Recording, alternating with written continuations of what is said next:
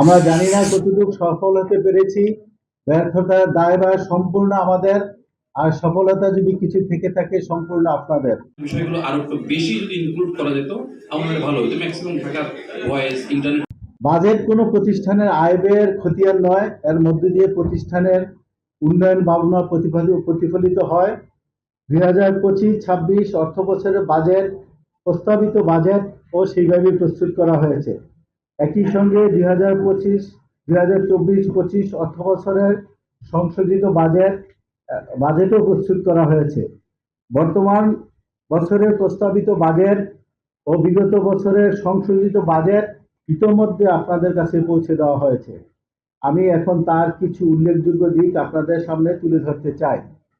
আমি আপনাদের অবগতির জন্য জানাচ্ছি, আমরা যে সমস্ত কর্মকাণ্ডে হাত দিয়েছি বা আপনাদের সবার সহযোগিতায় বা অংশগ্রহণে যে সমস্ত কাজগুলি আমরা করেছি, আমরা একটি প্রজেক্টরের মাধ্যমে আমার এই সংক্ষিপ্ত